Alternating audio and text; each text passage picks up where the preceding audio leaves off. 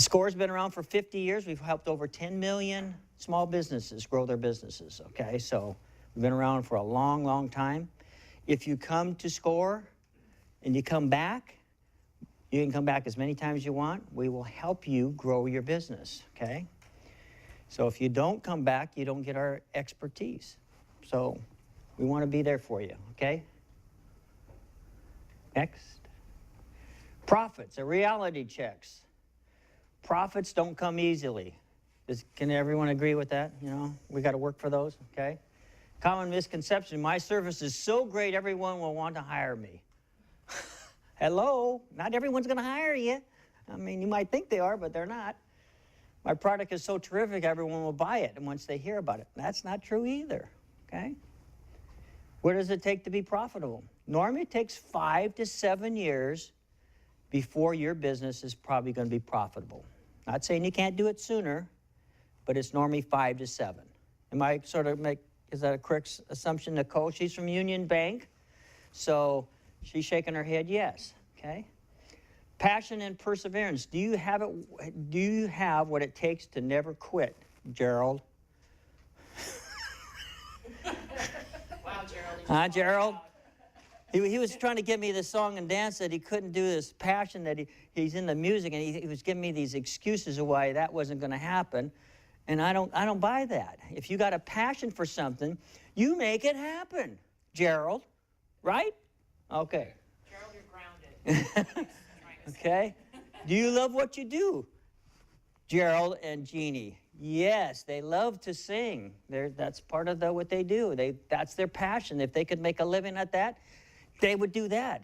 Absolutely. Okay, Gerald has a backhoe service that he does, but if he could sing and make a lot of money or even make enough money to keep him really happy, you'd probably do that, right? Okay. Knowledge. What steps have you taken to ensure that your business will be successful? Omar.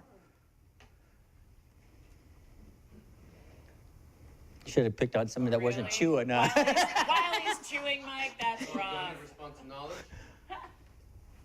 Well, I have a few challenges for myself. I need to get at least one certification this year. And with respect to, I need to be coming to places like this, lunches. I need to talk to Mike Monje more often. Yeah. Let's talk to the right people. Okay. Talk to the right people. Right. So you need resources, is right. what you're More saying. resources, Yes. knowledge. Jesse, can I get you to sit over here? Because we're filming. We need to get everybody sort of they're in the filming of it. Okay? Okay. Next slide. Just the backs of your heads, that's all. Next slide. Would you like to do this one? Sure. Before I talk to it, I'm going to introduce myself a little bit. I get the feeling you guys all know Mike because he's been talking to you and telling you about all the programs, and so you're very familiar with his background, but I'll take a few seconds to introduce myself. My name's Lauren Robinson Marty. I'm a native here of Bakersfield, but I spent 15 years living in LA, working in various marketing positions. I have a master's in a field called communication management from USC, which means I teach companies how to talk to people. When you think about it, how does a thing talk to a person? Well, that's what I know how to get around. I've applied it in, of all places, accounting firms. I didn't realize that accounting people needed marketing, but they do, because I was the marketing director at an accounting firm for a good long while. And then I decided I hadn't had enough pain, so I went to go work for lawyers. No disrespect if there are any in the room. So I worked at a major international law firm for a good many years, and then life brought me back to Bakersfield. So now I'm a volunteer with SCORE, teaching companies that are already very well established and companies that are getting off the ground what it takes to get themselves out in the market, irrespective of your industry, whether you're into music or agriculture or business consulting or anything. There are certain fundamentals essential to marketing that I help people do. And along the way, as Mike has explained to you, you pick up a few things. So that's some of the things that we're here to share with you today. One of them being central to knowledge. Number one, you can't know what you don't know, but you have to ask yourself, do you have the skills that are necessary for your industry? Give you an example. I know a guy who's been in the accounting business for the better part of 20 years, but he never got certified as a CPA. So how can you be an accountant without a CPA license? Well, in reality, you actually can, but there's a perception in the market that says if you don't have that certification, your skills aren't top notch. And that wasn't true for him. He's actually very skilled at tax matters. And he is in his early 50s and finally sitting down and taking the CPA exam because he understands that that piece of knowledge is essential for him to be as valuable in the market as he wants to be. For business owners, though, it goes more, there's more to it than just making sure you have the right certifications. Are you networking with competitors? Do you know what everyone else is thinking in your industry? Are you talking with them? It's sort of a subtle form of, shall we say, industrial espionage. I like to call it networking. But that's also the same with your vendors and your clients. Do you know what your clients are thinking about you? Do you know how your vendors are feeling about you? All of that information is essential. You have to have a thorough understanding of your competitive environment. And that doesn't just mean your competition necessarily. There are other influencers, other decision makers that you need to be aware of. So again, that extends also to vendors and to clients. Another way to expand your knowledge. Are you active in industry and trade groups? You just mentioned that you feel like you need more resources. What industry are you in? Automotive. Automotive. Okay, so are there industry and trade associations that are common in your field that you'd like to get into but you haven't? Absolutely. Okay. I already made a call, and I'm going to make another call because they refer me to someone else. Okay, So that's one of the many things that I have for the year. okay, This year. terrific. So, and in addition to that, I'm sure there are many things that I'm missing. So, Well, you don't know what you don't know, but you do know what you can do, and it sounds like those trade associations are a good start for you, right? What's your name? Cheryl, Cheryl, I'm Lauren. Nice to meet you. What industry are you in? real estate. Real estate. Oh, special place in my heart for real estate agents. I just bought a house a year ago. Oh my God, it felt like a root canal. Minus the anesthesia, mind you. Well, anyway, we'll talk. So, in your industry, are you aware of any industry or trade groups that you feel like you need to be involved in that you haven't gotten into yet? I'm pretty active in the industry. Okay. I'm a direct broker for Fannie Mae as well as the Department of Veterans Affairs. Yeah, that'll keep you busy. Yeah, I did over 101 last year transactions. Yeah. What I'm here specifically for is to open up my ability to manage profit a little more because my industry's changing so much. Right. And transition into other markets Your besides margins the are REO. shrinking, aren't they? Oh, yes. Yeah, so it's harder to And squeeze the profits out. overhead is growing. Right, but the fact that you're aware of that is an essential piece of knowledge. Otherwise, you could continue on the same track that you're on, and then you turn around and say, wait, where did my profits go? Don't want to do that. Right, yeah, we want to avoid if we can. How about you guys? I keep hearing from Mike something about music. Tell me, so we're in the music industry, right? Or we Yes. want to be, We want to be, okay, but right now we're operating a small backhoe business, okay, equipment business. okay. Try to keep it up. And is that the business that you're trying to improve, or are you trying to get out of that and into music? No, we're trying to improve that business. Okay, so industry trade associations that you feel like you should be a part of? There are, yes. Yeah, okay, and not involved in them because We haven't got that far yet. Okay. Yes. All right. We don't know. that's okay. Again, Yeah. you can't know what you don't know, but the fact that you're aware that they exist and that they can be helpful is critical to know. Another piece of information that's important to knowledge is recognizing whether or not you are being as productive as you can. And we all know there are only so many hours in the day, and there's only so much you can do. But we all know the adage, work smart, not necessarily hard. So making sure that you are working as smartly, I think I made up that word, as smart, whatever, English major and adverbs. Anyway, being as productive as you possibly can while you are engaged in your business hours is very important. Now, my Vanna White duties. Do you want to do this one? Yeah. Okay. Increase profitability through your clients. Stay in touch with your clients regularly. I can never pronounce that. know who your most important clients are. Do you know who your most important clients are? Okay? Every one of them. That's not true. Every, I'm gonna everyone's call important. that. Every client is important, but there is normally 20% of your clientele will give you 80% of your business. So that 20% is what you really need to focus extra energy into, because they are going to give you 80% of your business.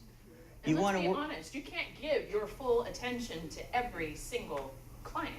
You just can't. Right. You can't. So where do you put most of your attention? Okay. So you have to focus, okay, on that 20%. How often do you call those most valuable clients that give you 80% of your business? Do you pick up the phone and say, hello, Mr. and Mrs. Smith? I just wanted to thank you for being our most valuable client. How many have done that? Okay, we got 2, 3. Okay, everyone should raise their hand. Okay? That is so crucial. Just how many times have you bought a product and the salesman thanked you? More than once. Not very often, right? That thank you goes so far in producing extra revenue for you or new clients or whatever, because they believe that you're committed to them and you really appreciate them. So if you're not thanking your clients multiple times, you're not doing your job. Don't be crying that you don't have business, because there's a lot of business out there. I don't care if it's a high market, low market, no market. There's still business out there. You just got to go for it. You got to focus on them, okay? Do you have a crisis anticipation plan? I was consulting with a SCORE client this morning. I said, what's your crisis anticipation plan? She goes, I don't have one. I said, what happens if you break a leg? You get in a car accident. And you're doing all the jobs mainly? What are you going to do?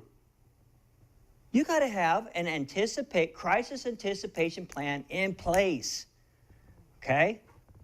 You have to list all the things that could probably go wrong, or as most of them that would go wrong. You're not going to get them all, but you need to have a plan that you write down these things, and then have a solution if they ever pop up. In 2008, did we expect the economy to go? Most of us weren't thinking that way, but some of them were smart. Jeannie? Business plan is one of the things, because in that business plan, you're going to address that crisis anticipation plan. Even though they don't tell you to do that, you need to include that into your plan, okay? So you have to list the things that could go wrong. I mean, you could have a heart attack. All these things come into play, and if you're the breadwinner and you can't work, what happens to your income? It tanks. So you have to have a plan in place. If you don't have that, you're going to be in trouble. What are the 3 worst things that could happen to your business? You need to be able to come up with 3 things, okay? What if your business, if you had a business front and it burnt down? What are you going to do? Huh? You got to have a plan in place. What clients are you going to call immediately if that revenue just ceased to exist for months and months? You need to have a plan where you can call these clients and see if they can maybe help you in some way, okay? This is part of that crisis anticipation, but you've got to anticipate these things because they are going to happen. How would you communicate the crisis to your clients? What are the important messages they need to hear? Okay? You should have at least 1 to 2 years of cash reserves. I like to say 3, but 1 to 2 is better than none, to protect your personal assets in case your business has a setback. I mean, I bet you Nicole tells all the people she deals with that they're not going to loan money to anybody, first of all, unless they got a little something, some assets over here that they can latch onto it if that person doesn't pay back. Or is that correct, Nicole? Okay. So, okay. So you got to have, Hedging a bet. you got to have those cash reserves. Now, I know Gerald and Jeannie over here, they pay as they go, which is great. They have no debt, right? Okay, they pay as they go, so they have no debt. They don't have a lot of plus profits in their pockets, but they pay as they go, and you're still looking pretty good, right? okay? Most businesses are debt up to their eyeballs.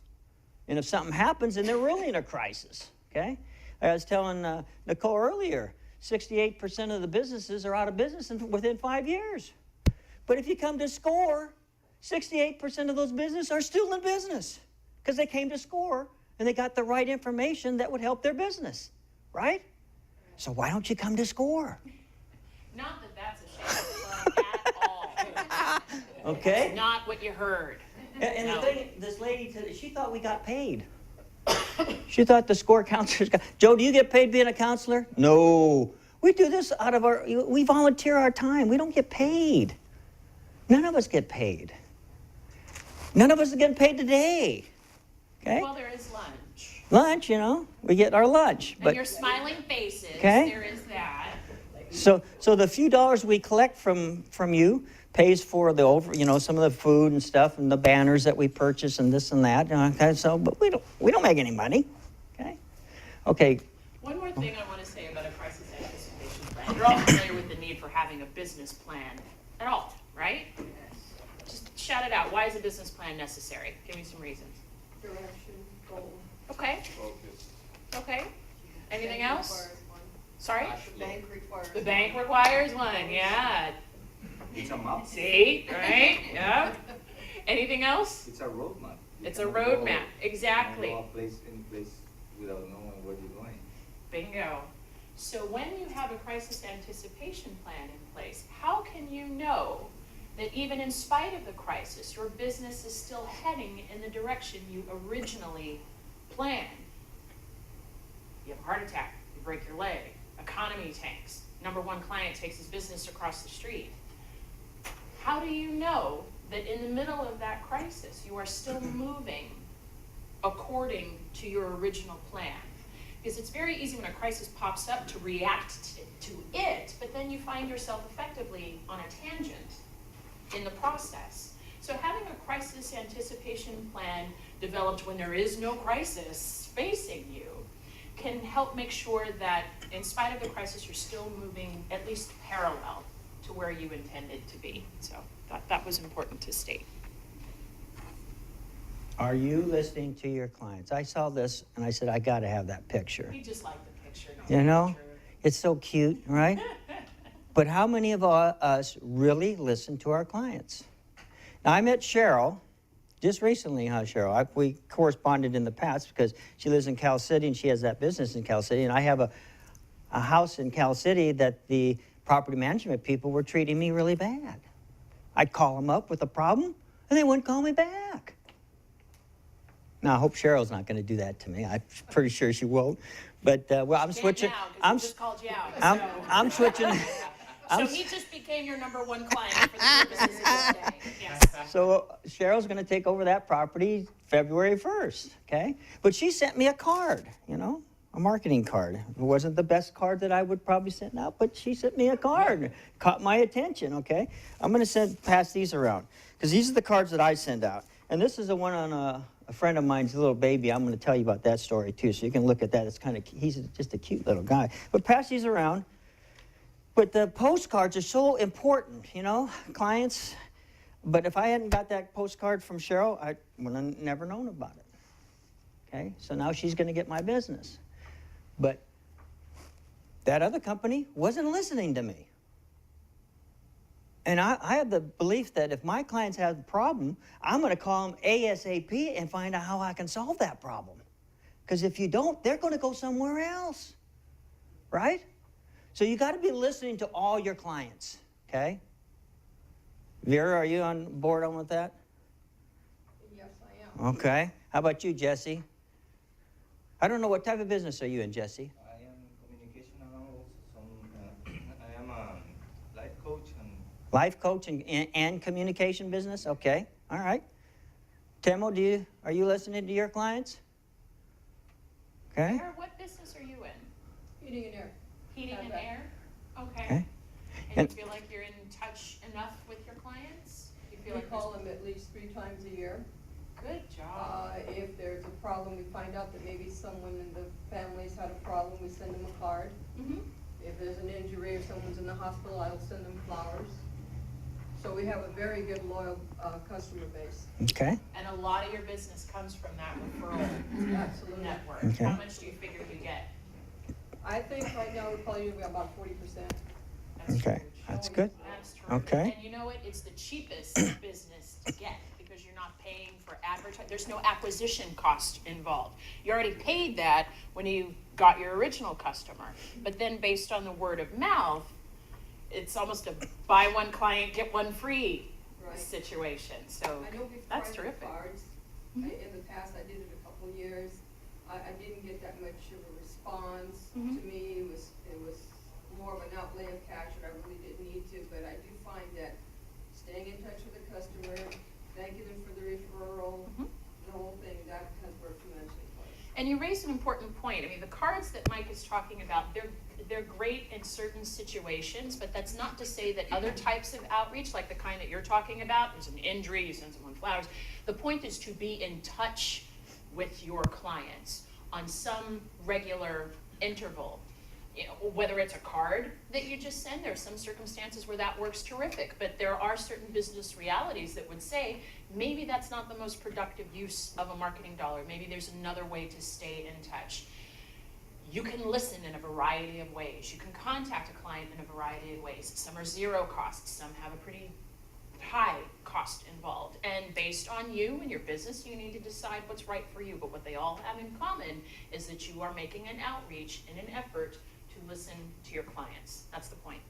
Something that we're starting to do or implement is emails. We make sure we get emails of all of our customers, and then we'll be doing like a little letter Mhm. and just mass email them. That is so, to me, I think that's the most cost-effective way of reaching them without putting out the postage stamp. Vera, if I had a gold star, it would go on your forehead right now. I am fresh out of gold stars, however, so Send one to me. you got Email it. me. I will send it to you on a card in the mail because I am listening to my, okay, I'm beating the point. You ready to go on, Mike? Okay. Okay. Poor customer service is killing business growth worldwide. Businesses are forgetting about listening to the people who keep them in business. Ask yourself if you are really listening to your clients or just filling orders. These are the things you should be doing. Empathize. Listen to what your clients say and acknowledge his or her concerns. Okay? Got to be listening. You know, if you're doing all the talking, your client doesn't want to hear you talk unless you have something they wants to hear from you. Let them tell you what they need and their wants are. And then you provide the benefits for them. Okay? Let me tell a quick story with that one. You remember the auto consultant Mhm. that we canceled? So several months ago, a gentleman came to us for counseling. I think he was an automotive dealership consultant, right? Mhm. So we were talking with him about his business plan, his marketing strategies. He said he was very interested in acquiring customers and needed help doing that. We're thinking, great, we can help you with that. And then Mike raised this particular issue, listening to your clients.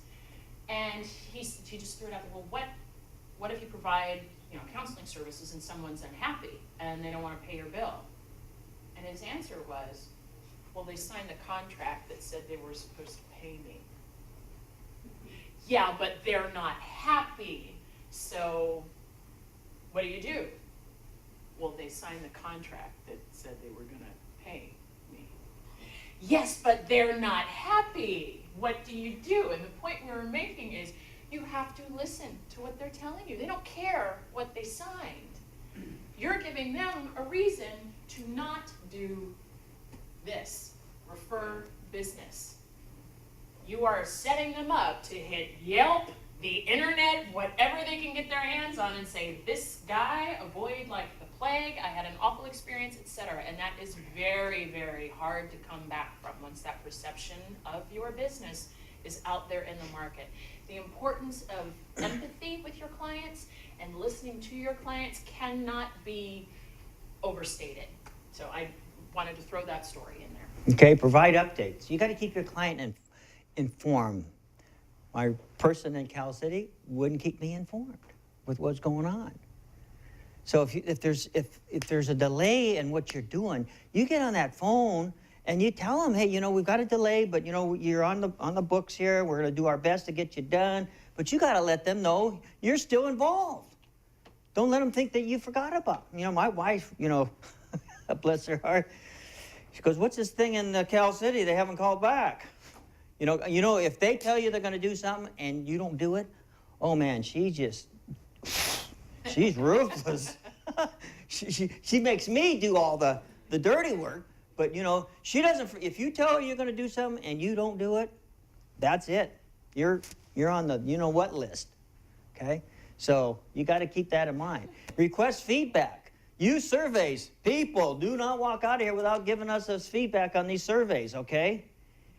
This is the only way we can know if we're doing our job right, if we're helping you, if there's something you need special help with, put it down. You got to do surveys. You got to find out what you're doing right and what you're doing wrong. Okay? Have to do that. An important point about feedback, a tale from my law firm days. The notion of asking for client feedback is something that is very, very uncomfortable. Let's just admit that right now. Particularly, I mean, you own your own business, you know, you're the CEO, you're there talking with the clients one-on-one. Asking someone, how am I doing, feels like a very, very personal thing because, oh my word, what if they say something negative? What do I do, right? The attorneys that I worked for felt exactly the same way. I mean, we had one client who was paying us something on the order of $5 million a month for work. And the notion of asking that client, hey, how are we doing? The lead attorney was, no, I'm not going to. It's not going to happen. He's paying our bills. What do we care? Well, the reason that you ask the question has not so much to do with the feedback that you're getting, but the message you're sending to the client by simply asking the question in the first place. Because what you are saying is, I care about your perception of this relationship, of your comfort level with this business. I care about making sure that you are satisfied. So the discomfort that you have as the business owner, to the best of your ability, we would recommend that you just put that on the shelf. Because it's not about you, the owner. It's about the person to whom the question is being asked. It's your expression of saying, you know what, I care how you're doing. It can be as benign an exchange as sending a postcard or some flowers. You are saying, I want to listen, I want to hear. Whatever discomfort you have about what the answer might be, you got to put that to the side. There's a greater good that you're working for. So an important point about feedback. I forgot to do one thing. Joe Newton is another SCORE certified mentor. He's in the back there. I sort of forgot to introduce Joe, but he's a great counselor also. He helps us out. He comes to all these workshops, helps us. So Can I throw in a thought here? Yes. Yes. One of the things you want to end up with your reputation is that when they think of air conditioning, they think of you. That's one thought, and that applies to whatever your industry is. The other, with reference to the feedback that Lauren is talking about, is that it's not a popularity contest for you. It's rather to satisfy their needs because you want to hear their critique before you read about it. Yeah. In the business of real estate, for example, disclosure, right? We've all heard that concept. And if you don't disclose items to your client, the neighbors will. And when you think about that, the neighbors know as much about the house being sold as the owner does, perhaps. So that's the rules you want to follow, whatever business you're in. And then back to the business plan idea, think of leaving the parking lot here and heading to your home, but you don't know the direction and how many streets and how many avenues you can get lost on, alleys included. Before you ever find your destination, we'll have to go out looking for you.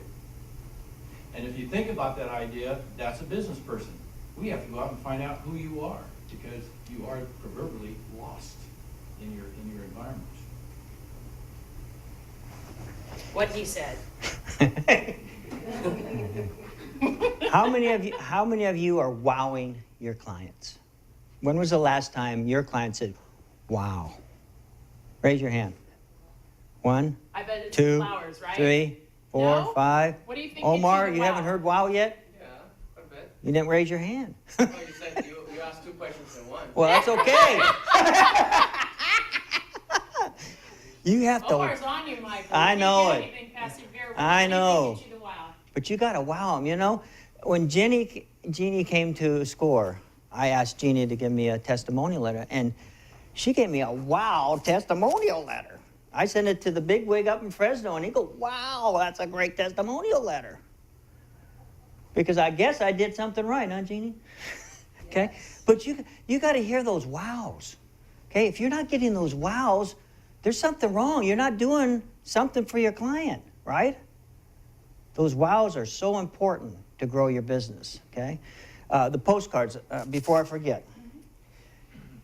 Some of you have heard this story, some of you haven't. But I send out those postcards, but once a year, in fact, next month, I'm going to send everybody a happy birthday card on one of these cards. And I'm going to just say, happy birthday. Smile, I like you. Everyone's got my smile, I like you button, okay? Okay, and they'll call me up and say, hey, Michael, it wasn't my birthday. And I said, yeah, but don't you have a birthday every year? And they go, yeah, well, here's your happy birthday card for the year. See? It leaves a lasting impression. Don't send it when they expect it. I don't send Thanksgiving, you know, Christmas cards. I send it when they don't expect it. You get a bigger bang for your buck. So I'm gonna get mine at like 4th of July. That's right. You can get one. Yeah, I know it is. I sent you one. I know. I didn't forget, but I'm gonna get like a Flag Day card. Yay, yay. But you know, when I send out these cards, I don't sell them nothing. I just thank them. That's all I put. I don't say, oh, we got this special going on, you know, come give me a call, we'll help you. No, no, no. You just thank them. And my return on my investment, you've heard of that term, haven't you? Okay? ROI, return on investment. I have a 55% return on my investment from those postcards because all I'm doing is thanking them. And I send them out 3, 4, 5, 10 times a year. The more I send, the more business I get. Okay? Joe Girard, I haven't mentioned him before, but I'm going to tell the ones that haven't been here. He sold 1,425 new cars in 1 year. Think that's a lot of cars, Omar? In 1 year. It's a lot of cars. Okay? Nicole, is that a lot of cars? Okay? Because my nephew worked at GMC, Lexus Motor, and I said, what's your best salesman? I said, how many cars? He goes, oh, maybe 150 is the top salesman. A year? A year. A year. Okay? Maybe 200. Joe sells 1,425 in 1 year. Okay? I'll tell a little bit more about him later on, but he sent out 15,000 letters every month, 12 months a year. That's a lot of postage. That was back in the 60s, 70s, okay? But still a lot of postage. 15,000. His return on investment was 65%. My goal is to get 66, so I can tell all of you, I beat Joe Girard. Okay? All right? That's my goal, okay? Ask for referrals. If you're wowing your clients with extraordinary service, your clients will be glad to give you referrals. Cheapest client. Yes. You're asking about the wow. Wow, yes. And it ties in very well with the referrals. This gentleman gave us a call, and after we had heard his problems and everything else, and he tells us that he is living in Oxnard, where we're based in Tehachapi. Oh. And we're going like, he said, no, I can't get the people out here to do what I want. I just can't. I've been trying this one and that one and whatever. Uh-huh. So So my son who owns the business says, we'll do it, let's go out there. I said, okay, so I set everything up, we went out there, Mhm. we did the work. He said, he called me back and he goes, "You give me your address where you can get something from me." And I said, well, that's fine, I did, so he sent me this letter. And he explained how professional and the workmanship and the this and the whatever we did. Then he says, I was stationed in, not Afghanistan, some area out there. And he Somewhere goes, over there. Yeah, somewhere over there. Okay. And he was the chief engineer for the heating and area department. Mhm.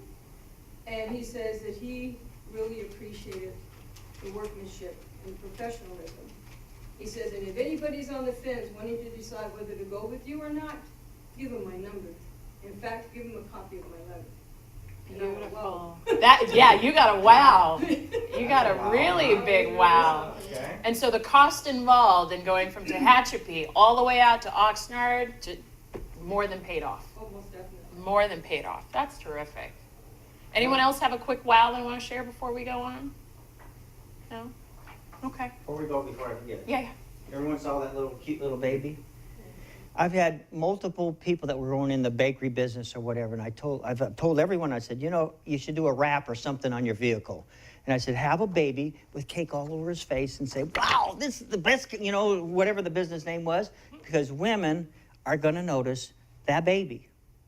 Because women make up 70% of the buying power in this United States. Did you know that? 7 out of 10 sales that I sell, the woman has the final say. So who do I cater to? To the lady. Okay? Because they're going to make decisions. And if you're in a business, you know, if I was an air conditioner, I'd have a little kid maybe with a crescent wrench or something working on an air conditioner or something, and I'd have a wrap with a little baby on it because people are going to notice that, especially the women. But you got to have pictures. If you do a wrap on your vehicle, you have to have pictures. And usually babies, cats, or kittens or puppies are the main things that you want because they're going to go, ooh, isn't that cute? Am I right, Nicole? Yeah. Okay. See? But full disclosure, though that technique can be very effective, it's not right for every business, right? If, for example, let's say you are an attorney. Vehicle wrap might not be a good idea. You do business consulting, maybe not. Accounting, maybe not. So there is something to be said for recognizing where your audience is, where your dollars are best spent. But the point in the outreach is making sure that you are using appropriate elements in your communication that resonate with the audience that you do have. That's the bottom line. So increasing your profitability through your associates, your employees are vital to your business. You have to know who your stars are. Everyone know who their standout employees are? Or do you just assume that everyone is awesome? Because that's not true.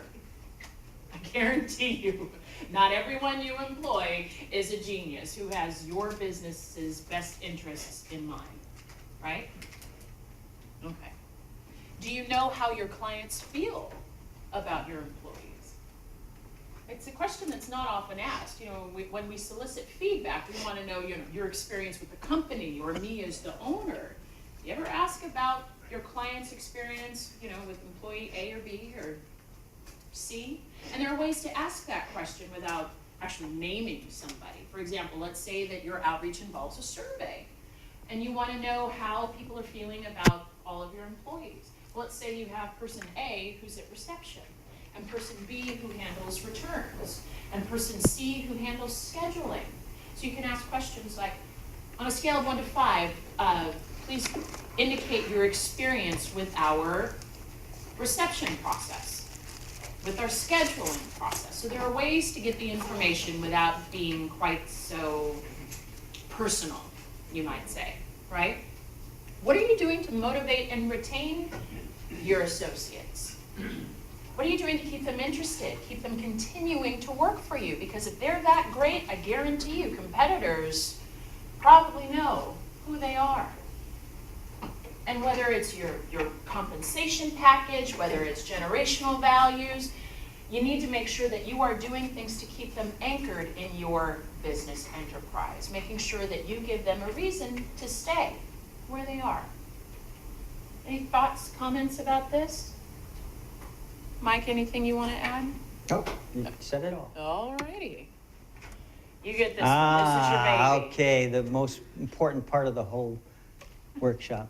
Understand your unique selling proposition. Who's brave enough to tell me what their unique selling proposition is? 10 seconds? No, that's different. That's a 10-second elevator pitch. But I'll give you we'll your get you in a 10-second minute. elevator pitch. Yep. Let's do a 10-second elevator pitch. So, my name is Temo. I'm with Bakers for Bites, and we're your aspirin for technology headaches. Nice. That's nice. I like that. Well Whoa, I done. like it. That's terrific. See? Short and sweet and to the point. Okay? So, Good student. Good job. You have to have a great 10-second elevator pitch, man. Got to. Okay? Nicole, do you have one? No. I didn't think Ah, so. you I better didn't have think so. one. Mine's always about, who do you go to at your bank? Do you have a personal relationship with anybody that, I don't know if it's 10 seconds, but basically, if you needed help, do you have that relationship with somebody at your bank that you can go to? So what distinguishes you from your colleagues is that you work to establish a personal relationship? Yeah, relationship building. Okay, that's the nugget in your 10-second elevator speech. It needs to be short, memorable, and lead to a follow-up question. So you got the question part down. Okay. So what could precede that, for example? Well, let me ask a couple of questions. In the line of work that you do you have particular clients? Is there a demographic that you target? It's always business, Okay. but no particular. Is it businesses of a certain size, up to $1 million in profits, up to 500,000 in profits? We Donald are Trump, what? full service, so. Okay, Of course, the higher businesses are more, be more profitable for the bank, but we are area for anybody. do you So- find personally that among your clients, though, that there's a certain profile that dominates your client pool? Or consider, is there a demographic that you would like to target that you haven't been targeting already? Oh, wow. We see a lot of like the oil field, Okay. because of Bakersfield. Mm-hmm. I know recently trucking businesses have been a big area that we've been focusing on. Okay. But honestly, we're just always kind of reaching out to any Everybody. business. So Yeah, it's more of a we're shotgun blast instead of a laser. We're not geared just to one specific business. Okay. For the sake of discussion, let's say that those demographics that you mentioned are your target. So your 10-second elevator speech could be something like, I help oil field and trucking companies improve their, or get larger credit lines. Do you have a relationship with your banker? So I know that one of the classes I've taken with mine is, basically like freeing cash flow. Mhm. How do you free up your cash flow? I don't know. So here, no, and that's okay. That's why we do this. Because Yeah. I haven't thought about this before, but that's okay. That's what we do. So, speaking of cash flow, your 10-second elevator speech could be, I help trucking and oil field companies free up their cash flow.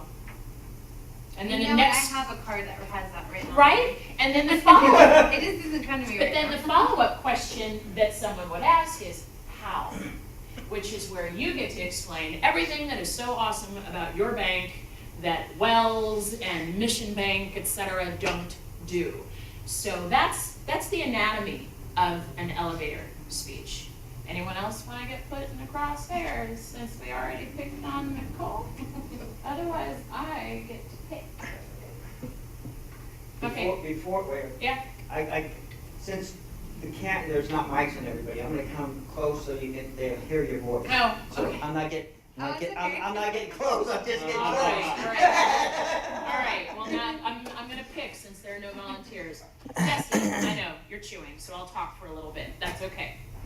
So what we want to know is if you had the length of an elevator ride to explain who you are and what you do to someone who could be in a position to buy your service, what do you say to them? See how I covered for you? That was awesome, right? Yeah. No. What do you say? I gotta acknowledge that I pretty bad on creating that elevator pitch. Okay, so it's nothing that you've thought about before. Yes, I did. Oh, okay. But I haven't put it Haven't written it down? perfectly, to practice it and have it ready when I need it, Okay. Do you know what the elements of your elevator speech are? Do you have an idea of what you would want to say? Don't worry about phrasing it elegantly. We'll help you with that. Who I am, what I do, Mm-hmm.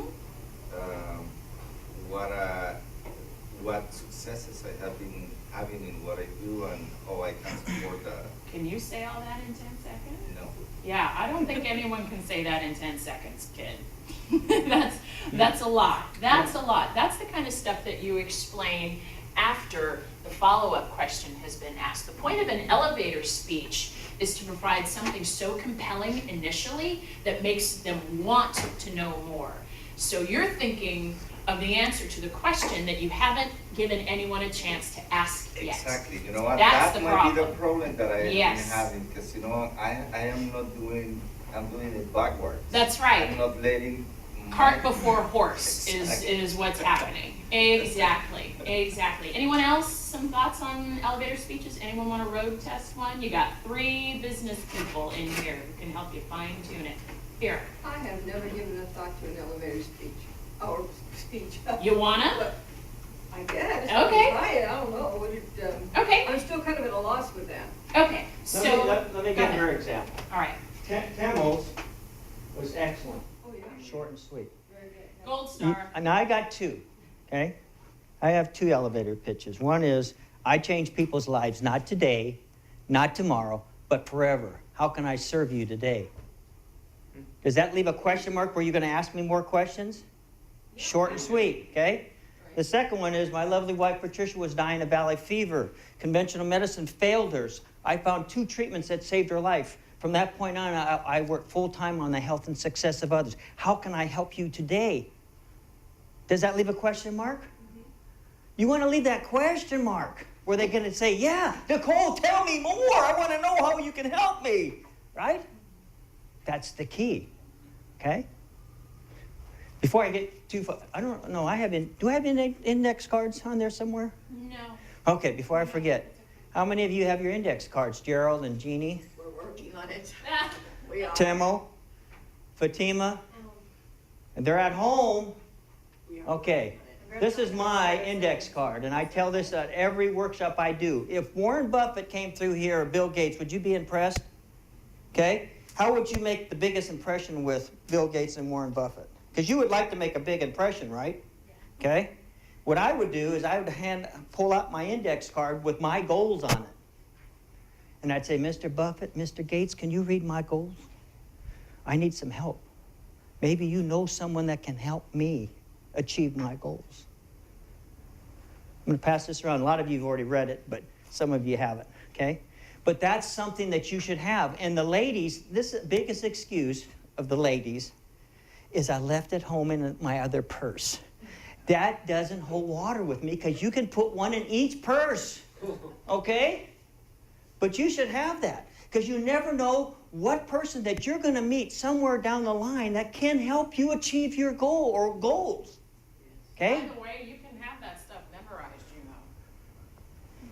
If you're that clear on what your goals are, I mean, having a piece of paper to hand someone is very memorable. No one's going to forget that you did that. But all else fails, know them off the top of your head. My elevator speech, I help companies speak and sell to their clients. Next question. How?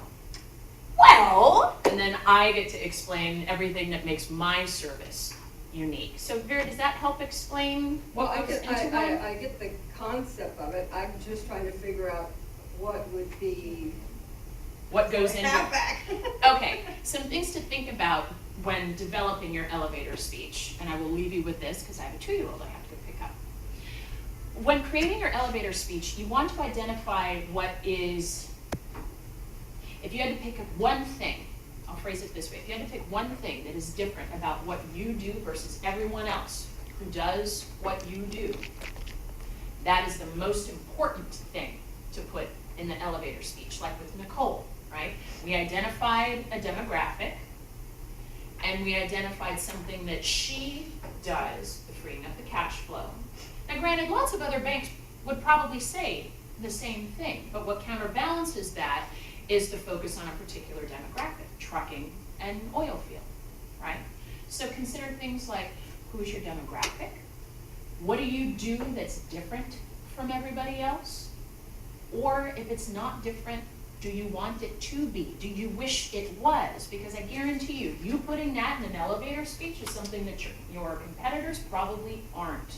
So you are exploiting an avenue of awareness that they're not in. You're getting a jump on them. You could be in a house painting business. Well, I paint your house quickly and I provide reasonable bids. Okay, well, all of your other competitors would probably say the same thing, but you're the one taking the opportunity to be that upfront on a personal level about what you do. So the advantage that you gain is a relationship and a memorable connection that does not exist if, say, someone is just driving down the street and sees an ad on a bus bench or a vehicle wrap or something. The fact that you are taking the time to explain that difference, explain that aspect of your service in the context of a one-to-one relationship in itself gives you a competitive advantage. So if you haven't thought about a 10-second elevator speech, I highly recommend it. Come back and see us at SCORE. We will spend an hour, if you want, helping you fine-tune that 10-second speech. And all of our counseling sessions, by the way, shameless plug, totally free, completely free. You could pay a lot of money to get the information that we give you voluntarily. So we would call SCORE Correct. and set up an appointment, is that? Exactly. You call that number, it's 661-861-9249. You can request a specific counselor if you like, or you can just say, give me whoever you got. We've got a regular rotation of counselors who are available. Some of us specialize in particular things. Joe is great for real estate issues and marketing. The three of us are very solid in marketing. We have other people who specialize in accounting, other particular industries as well. So if you want industry specific, we can help you with that. If your question is more general, we have an army of people ready to help you. Yeah. Yeah, I have a question on the index card. I find that very interesting. Because, it's part of the elevator speech, right? So what is the content, the basic content that you can say that I can have already there? I understand it's about my goal, but specifically to make it correctly, Thank you, Lauren. Joe, do you know how to work the computer? Here, let me show you before we take Go ahead, over. Joe. His fingers are broken. Yeah. So the question is the index card was, what was the question again? what is the content for that index card? The content for the index card is basically you write your goals down. So you're always looking at your goals. I write those goals twice a day. Twice a day, I rewrite them twice a day. Once in the morning, once before I go to bed. So they're constantly in my mind.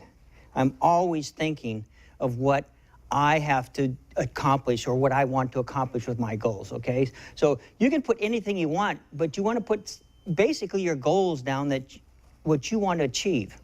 I put my USP down there, my UVP, my 10-second elevator pitch is on there.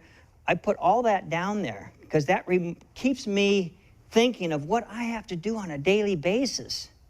Because if I slack off, my sales go down, okay? Unique selling proposition. You should all have this. This is so crucial. My USP is the client is always right. Even when they're wrong, they're right. There is no question about it. Absolutely no question. If they are unhappy, they are right. I'm wrong. Because they're the boss. Because if I don't make it right, I'm never going to get another referral from them. So if I was I'm in business. If you're in business, my USP would be the client is always right. That should be the number one thing I'd be putting down on my USP. The UVP is a unique value proposition. Okay? My unique value proposition is we give 100% satisfaction guarantee. If we cannot make you happy for whatever reason, we will give all your money back. No questions asked. Is that a good UVP? Would you buy from me? If you had 2 or 3 other people that didn't give you that? Most likely. Okay? So you want to give that value to your client, okay?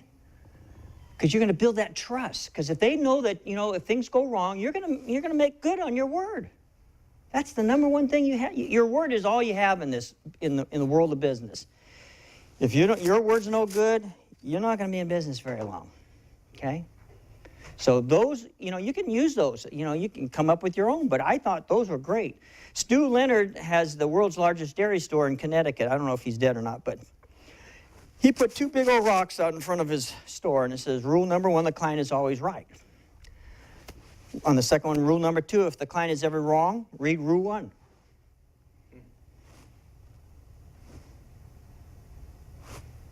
He outdistanced all his competitors. Okay? So if you're in business, you got to have a great guarantee. Sure, you might lose some money. I had a computer guy not too long ago. He goes, I can't give any money back. There's crooks out there. And I said, yeah, there's a few crooks out there, but most of the people out there are good, honest people. They're not going to steal you blind. I can't do that. And he was telling me, how do I grow my business? And I said, you're not going to grow your business with that attitude. Nicole, do you think they grow his business? No. Have you ever bought a dress at a dress shop and it just had a tear or something? You took it back and they said, no, Nicole, we're not going to take that back. Would you be real happy? No. So you have to give that feeling of trust where they believe in you. So you might lose it. You know how much money I've really lost? 0. I have given money back to my clients because I thought I failed them. They didn't ask for it. I just wrote out a check. And they called me up and said, Michael, I'm just going to tear up this check. Because I thought in my heart I failed that client. And they should not have paid for my services. Okay? So if you're in business, you got to eat a few sales. You're going to eat them. But you'll see your business will grow. Okay? Know your return on investment on each marketing and push to improve it. Eliminate efforts that yield insufficient efforts. Regular contact and thank you outreach goes a very long way. Ask Joe Girard. Okay, Joe. Increase your profitability through marketing. I miss Lauren because she comes back and forth and I don't have to talk all the time. Did we do this next time? Increase your profit through your social. Oh, are you going the wrong way? Going the wrong way. Competitive analysis. Increase your profitability through competitive analysis. Conduct a SWOT analysis on your business. You got to list your strengths, characteristics of your business that give it an advantage over your competitors. This is where your USB sort of comes in. Your strengths. What do you do better than your competitor? Okay? What makes your competitors, not as good as you? Because you have to strive to be number 1. Does anyone want to be number 10 or number 20? I know, Nicole, if Union Bank was the number 1 bank in the whole world, you think Nicole would be tooting her horn? I think so, right? You have to strive to be number 1. Joe Girard was number 1, and I'm going to get to his story in a little bit, but if you're not number 1, you better become number 1 by researching and being the best in your field. Okay? Because if you want to make the money, you have to be in the top 10%. That's where all the money is.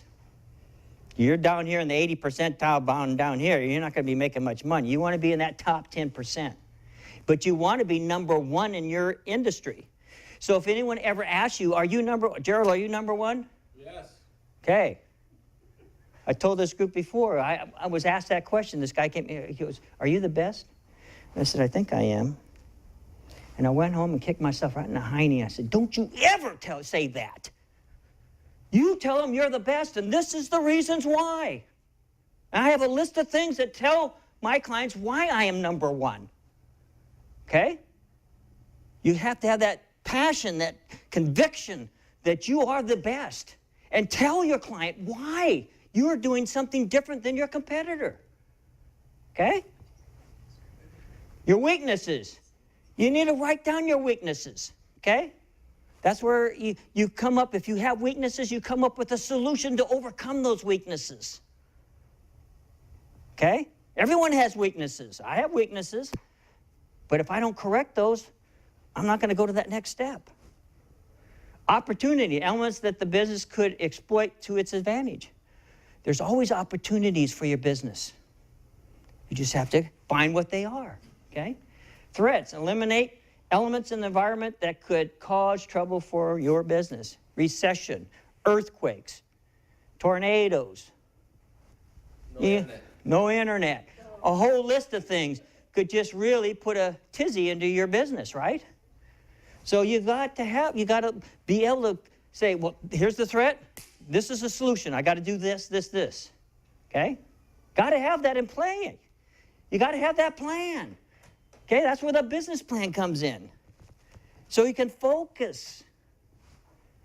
Bill Gates and Warren Buffett was asked the number one thing that made them successful. What do you think it was, Nicole? Who wants to try?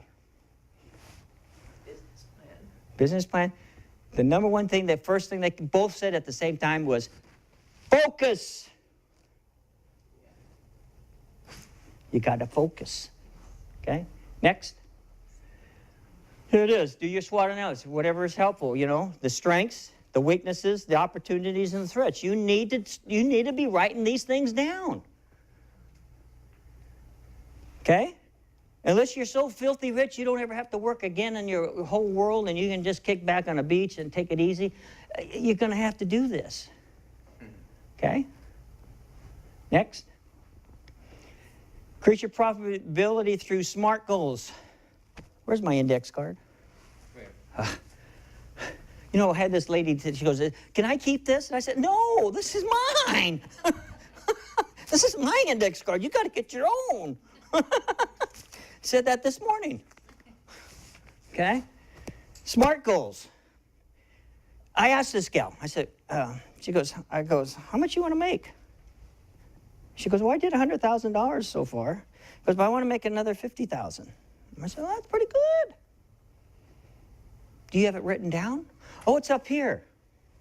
I said, no, it's not. That's not a goal. And when it's up here, it's not a goal. It's a dream. It's a fantasy. Until you write it down with a plan of action, it's not a goal. Okay? Last workshop, we went through the workshop with the goal sheet, okay? If you come back for another one, we'll do that. But we don't have enough time to do that today. But you need a SMART goal. It has to be specific. It has to be measurable. It has to be attainable. It has to be relevant. It has to be time-bound, time-sensitive. So when you say you have a goal and you come to me, and I say, well, show me on paper your goal. Don't tell me, oh, it's up here. I don't accept that because that's not a goal. If someone came to Nicole and said, Nicole, I want $1 million. What is Nicole going to say? Show me your business plan and how you're going to repay me, right? Nicole, it's up here, Nicole. I got it all up here, and, you know, I'll pay you back. You think Nicole's going to loan me some money? I don't think so. So if you don't have that goal written down, it's not a goal. It's a dream. It's a fantasy. Okay? And I'll harp on you time and time again. I mean, I asked everybody to bring their index cards. Nobody raised their hand today. I hope if you come back, you'll have your index card. Okay?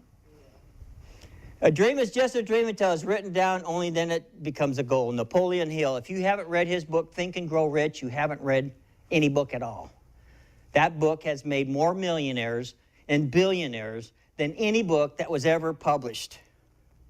He gives you the 13 principles of how to be successful. Have you ever read that book, Nicole? You better read it next time I see you. Okay? I've read it over 65 times. I continually read it over and over and over because every time I learn something new. It's the greatest book in the world for business people. Okay? Write your goals on an index card and carry them with you. Ask mentors and customers if they will help you with your goals. I'm always asking people, can you help me? I want to help all you, but I need help. Who's my workshop mentor? I'm looking around, I don't see too many. But I like to be mentored. I like to have people give me new ideas so that I can grow. Okay, next. Okay, the details, specific, what exactly do you want to accomplish, who, what, where, why. Measurable, how will you know when you've reached your goal. Attainable, is the goal challenging but realistic. Relevant, is the goal relevant to today's business environment. And time bound, how long will it take to achieve the goal. And a lot of people don't want to write their goal down because they think they're going to fail. Who cares? You can always rewrite another goal or change the timeline on it. Never put failure as an option of why you don't write your goals down, okay?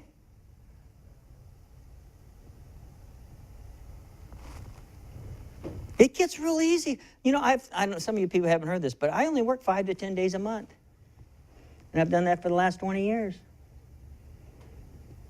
I got the best job in the world because I don't have to go to work if I don't want to go. Where do I sign up? Yeah. Okay? Every one of you, Bring your music. yeah. Everyone can do that, but you got to work smart. When I was working really hard, I made zip. When I started putting that thinking cap on and paid thousands and thousands of dollars for the knowledge I'm giving you today for just pennies, I started making money. I started taking more time off. You know, my lovely wife's just a peach, you know, but when I start doing these workshops, she goes, "You're never home." I do these workshops twice a month. You're never home. You know? Or if I go networking at a function or something, you're never home. And I'm home most of the time. Okay? Okay, next. Goal planning. Write down your SMART goals. List today's date and your final target date. Write down your goals on an Excel. Show how the people you meet. List all benefits. List all the benefits of achieving your goal. You have to list down the benefits. Okay? List all the people who can benefit from your goal. Okay? You got to do this. This is almost like a business plan. If you do this, this is almost like a business plan. A simplified business plan. Because it gets you thinking of what you need to do, okay? List all the possible obstacles. 80% of the obstacles are within yourself. Stay away from negative people. My goal for 2015 is, if you're negative, I'm walking away. Because I don't need this negativity. I want positive people telling me, yeah, you can do this. You too can do what you want to do. I can see it. You just don't have your plan in place. So until you get that plan, it ain't going to work, folks. Okay? I know Jeannie's been telling you that. You know, I know she's been telling you that, Gerald. Oh, she has. Okay, so I'm telling you now, Gerald, get the plan in place. Okay? List all the possible solutions. Okay, change the problems to situations, challenge, or opportunity. The only limits on what you can do are self-imposed. Okay? There are no limits. List all the possible solutions, knowledge, and skills you will need. You got to list these things, folks, because once you list them, then you have a target. You have a place you're going in the right direction. Okay? You need to focus. Buffett and Bill Gates, Buffett's and clarity. Got to focus. List the specific steps for achieving your goal. What action steps are you going to take right now? Okay? Lack of decision, according to 25,000 people, was the biggest reason for failure. Lack of decision. Just decide you're going to do it and attack. Okay? Do I have a little passion? You know, that's what you got to have if you want to make it in this world. You can't be meek and humble. It's nice to be meek and humble, but, you know, if you want to make it in this world, you got to have that passion, that drive, that conviction that you can do anything. No one's going to say you can't do it. Okay? This is how you'll track your goal and track the results. You need to have like a calendar or a 1 to 31 sheet that you check off every day that you do this. And if you don't do that, your goal is going to take a lot longer, folks. You got to track your goal, okay? You got to do something every day towards that goal. This positive affirmation is to support your goal. Tell yourself, I am responsible for everything that happens in my life. I started using that because Brian Tracy says, take responsibility for your life. Stop blaming other people for why you're unhappy. Oh, my brother said this, or he did that. My sister did, my parents did this. Wham, wham, wham, wham. Take responsibility and say, I'm responsible for my happiness. If I'm unhappy, it's my fault. It's nobody else's fault. Right? So stop blaming people. I watched, you know, that boss show, what's that, that undercover boss? Yeah, I saw watch it. This one guy got up and he says, I never get a break. Everybody's against me. And I go, wah, wah, wah, wah. He got zipped from the guy. He gave all the other people like 20,000, 50,000, a car. He got zipped. Because everybody was against him. He didn't take responsibility. So if you want your business to grow and do something, take responsibility and start doing the things you have to do to make it work. Okay? Next.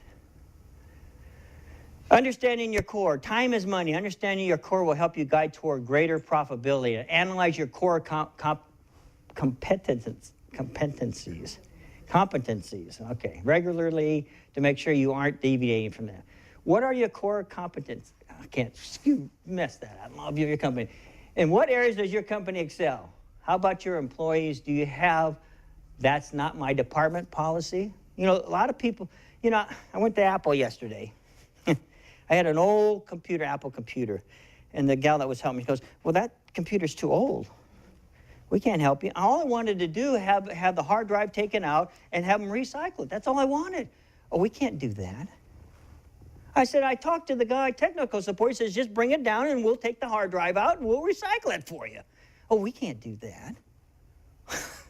Hello? So she got her boss, and sure, they took it apart and gave me the hard drive, and I walked out.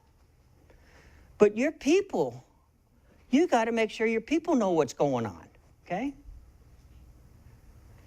How 60 cents cost a bank $1 million client? Nicole.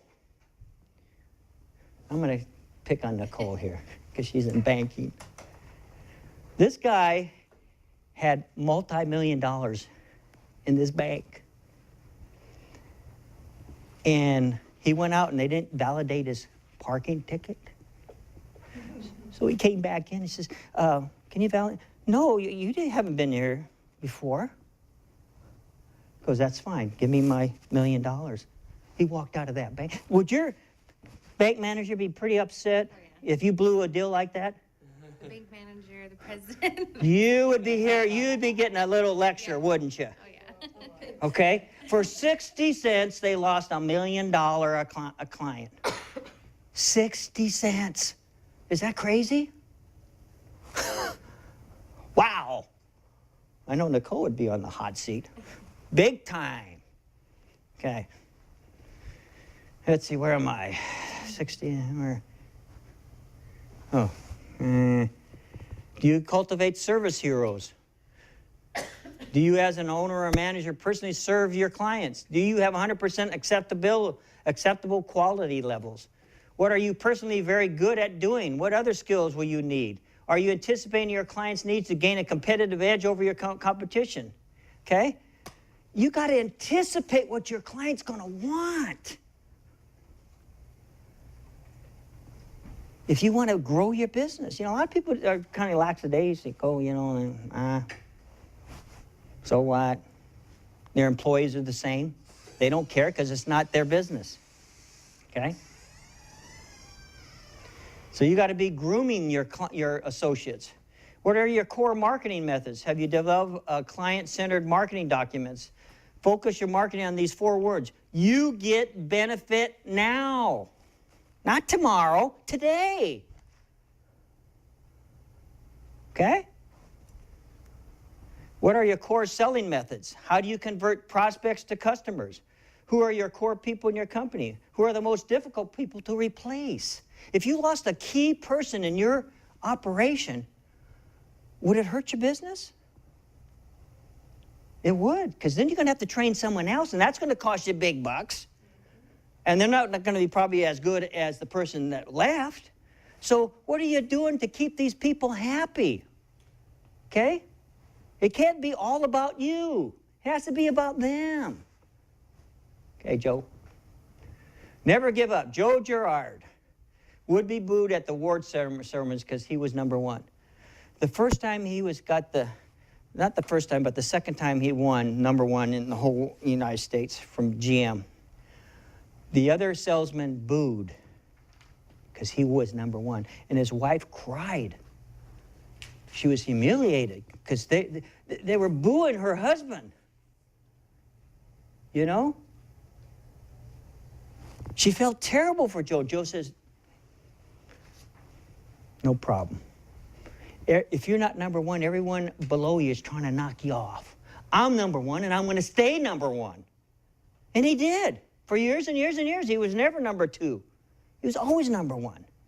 Because he took that mentality that he was going to be number one, and he was going to go that extra mile for his clients. And he did. Okay? You have to strive to be the best in your field. Never settle for second best. Never settle for second best. You want to be the best. If Omar's working on cars, speedometers or whatever, this is speedometers and etc., you want to be and you're probably the only game in town right now, so you got a pretty good deal here. You got a little niche here that not too many people are doing, so he's got a pretty good deal here. And I'm the best at it. And he's the best, see? Okay? You want to be the best. Here are 9 rules to get rid of fear. I believe in myself. I am master of my ship. I use 100% of my abilities at all times. I associate with confident people. Never associate with the yahoos out there. Gerald, you need to hang around with me a little bit more. It'll rub off on you. Dinner tonight, I'll bring the water. I seek counsel rather than opinions. I am number one in my field, and I am the best. I am responsible for everything in my life. I don't blame anyone for my failures, and I forgive them.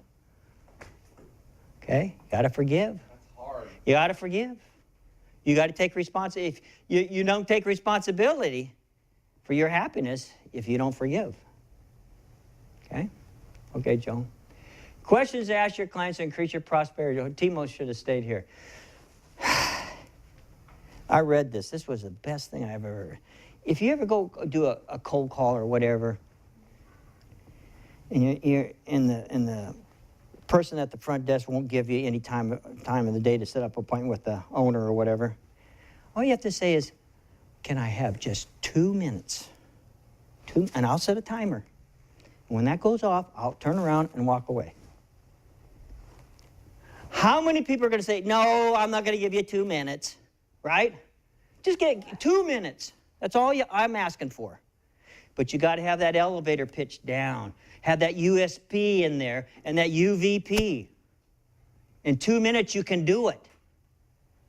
And then when that buzzer goes off, say, thank you, Mr. Smith. You have my two minutes. If you want more, give me a call and start walking out. And most of the time, they're going to say, hey, come on back here. I want to know more. See? Now, is that a good pitch or not? That's a great, I wish I would have used that years ago. I never used it. But I'm going to use it in the future. May I ask what your competition is doing better than we are doing? Ask. Could you tell me what you consider as the most important feature and best selling points of your product? Because you're trying to get him to buy your product, but he's got a pretty good product here. So have him or her tell you what's so great about the product he's buying now. Right? What one thing would you like to see as an improvement in your product? Okay? Is it possible for us to send you a free sample to try for 30 days? Now, Gerald can't do that because he's in Backo, but he's got music CDs that he could send. Okay? Okay? All right.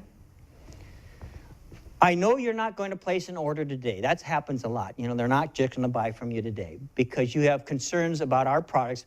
But could I call on you again after we address your concerns? Okay?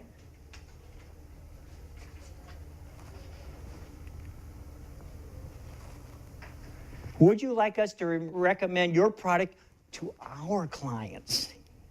What do you think they're going to say? No? Heck yeah! It has been an honor to serve you, but do you know of someone who might be able to use our product? He might not be able to buy your product, but he might know someone that will. Okay? Could I give you some of your friends' names? Can I give you some of your friends' names that are using our product? Okay? So if you know some of the friends that he knows and they're using your product, have them, you know, call them, ask them. You saw my little card, my brochure, right? Yes. Everyone saw that? I have 10 reasons why you should buy from me. I have a list of people you can call. I have pictures of everything we do, right? There's no questions. You know what we do, right? And you can call all those people. Then I give you all the reasons why you should buy from us. Makes them feel good, okay? Can you give me one or more things that we could improve on in order to be of service to you? What is the competition not doing that you can do to get their business? Okay? Okay, Joe. Rule of 5. Can close that. The rule of 5 means that you do 5 specific things every day to get you closer to your goal. If you had to cut down a very large tree, and you only took 5 swings every day with a sharp axe, you eventually cut the tree down, right? 5 things. The authors of Chicken Soup for the Soul did 5 things every day for 2 years before they were successful. The book sold over 10 million copies. I know Mark Victor Hansen and Jack Canfield. Personally, I've had dinner with Mark Victor Hansen. I've got both of their signatures in their book. Okay? But they did 5 things. Jack Canfield did 5 things every day.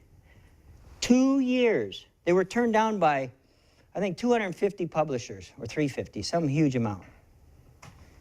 Sorry for those guys, huh? Because the publisher that published his book, man, they made some money. Okay? But he did 5 things every day. So you need to be doing 5 things every day to push you to where you want to be, what your goal is. Okay? I see heads shaking, yeah. Yeah. Are you going to do it, though? Yes. Okay? Okay, if you have benefit from this, would you recommend that you sign, we recommend that you sign up for one-to-one score counseling. You can call the Bakersfield Chamber or that number there. In addition, please fill out this survey for me, please. You don't have to put your name on it, but please fill it out, okay?